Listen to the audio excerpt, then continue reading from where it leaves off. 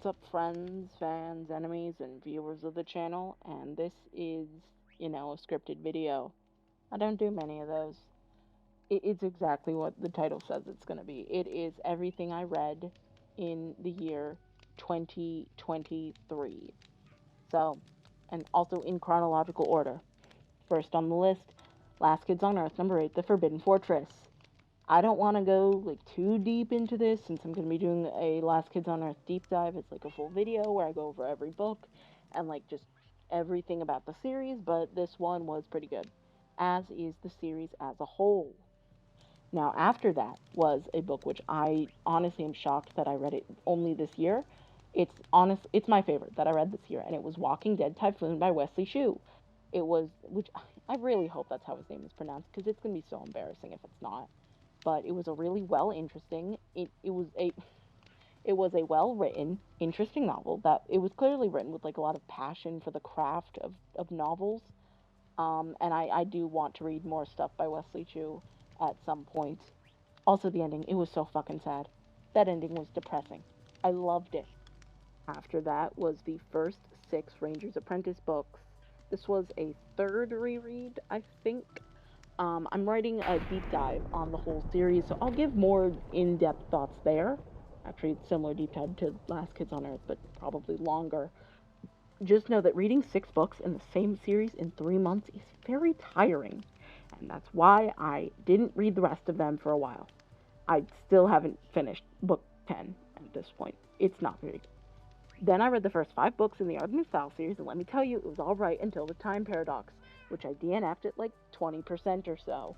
After that, I read The Crucible by Arthur Miller.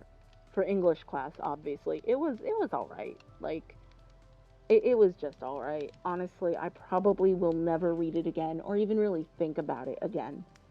Now that I'm not done with the class. I've still got to go till June. But yeah, now that I'm done reading it, I will probably never think of it again. After that, I reread the first Last Kids on Earth book again. Once again, I'll go more in depth on this series in the full video, but it is a really good start to this series, and I do really enjoy seeing how the art style changes over the multiple books. It's just a really interesting thing to look at. Also, hot take: I think Dirk looks best in the realistic style, like the early books, but I do think every other character looks better in the more cartoony version, except maybe June. Maybe June. She looks all right in both. The 18th book I read, or at least I think it was the 18th, was Profiles. Leading investigators take you inside the criminal mind. It was all right, honestly. Though the main thing I remember from reading that was that I was so annoyed at the fact that the book was constantly like after investigators figured out that the killer was whatever race they were. And I just wanted to know how they figured that out.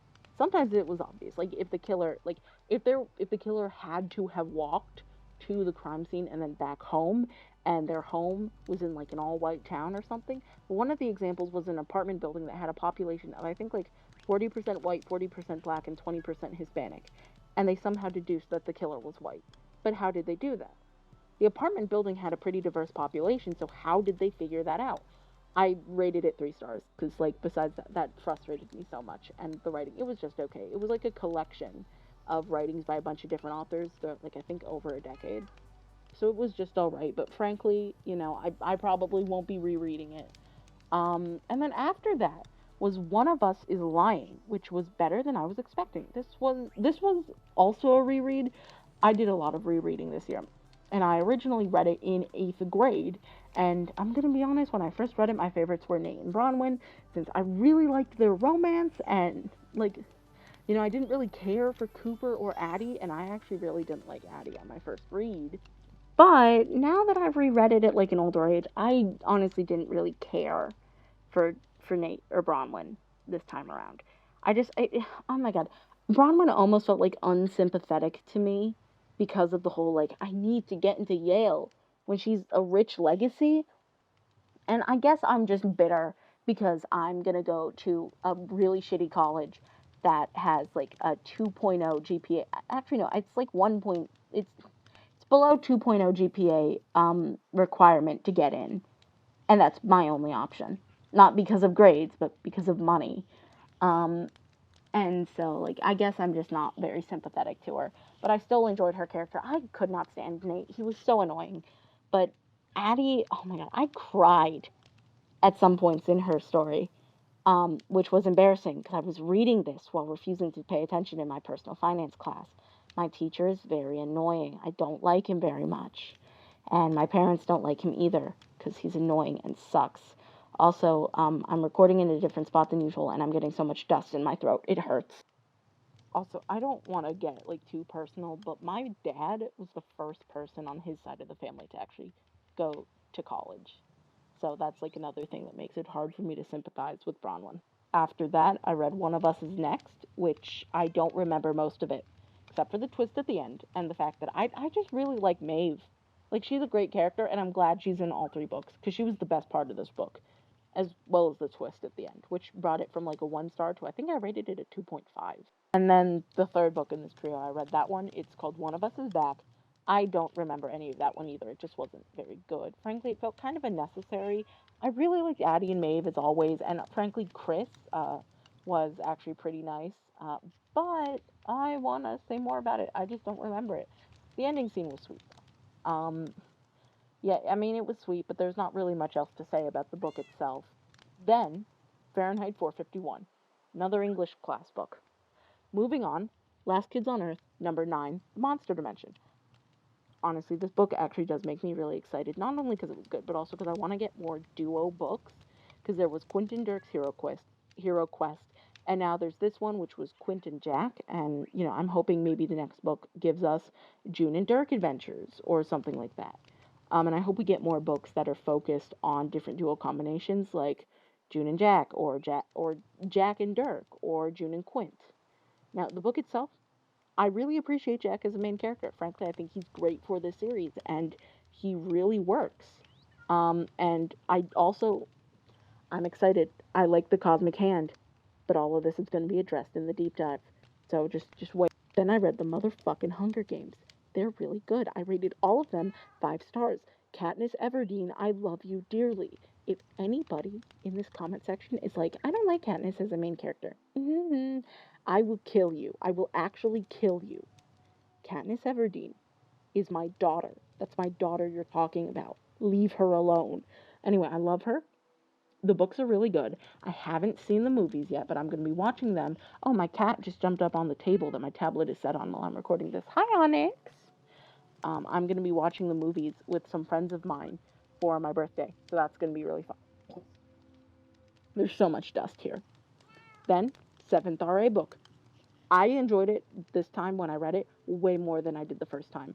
The race between Hassan and Will was like very thrilling. Oh, by the way, this one takes place in fantasy Middle East, not any specific country, or at least I don't think it was any specific country that this was based on, but fantasy Middle East.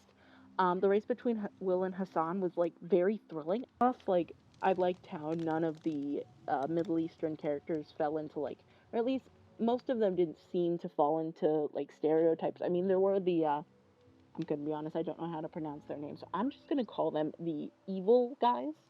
Um, and the evil guys did definitely seem to fall into some stereotypes. But like the actual like, because most of them don't speak. If we're completely honest, 90% of them don't. Like the actual speaking characters didn't really seem to fall into any negative stereotypes, which I can really appreciate. After that, was number 8 and number 9 in the Ranger's Apprentice series.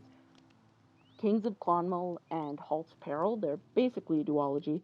Once again, really good books, which makes the fact that Emperor of Nihanja, which I'm pretty sure I'm pronouncing that wrong, but whatever. The fact that book 10 is just kind of mediocre is made worse by the fact that it's preceded by 3 really fucking good books, okay?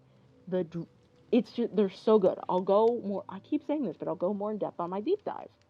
They're they're good. They're good books. If you only like, if you want to read the Ranger's Apprentice series, but you just want to read like a few books, I'd recommend like the first one, and then maybe that duology. You'll be missing a lot of context, but they're still really good, or at least I think they're really good. Although I say this as someone who runs a Tumblr blog dedicated to the series. All of this is besides the point. That's everything I read. Sorry if anyone was hoping for something a bit more in depth, but I just wanted to make a quick little thing. I also don't really have the opportunity to record a whole lot. I'm kind of on a time crunch here. Okay, so besides the point, have a nice day.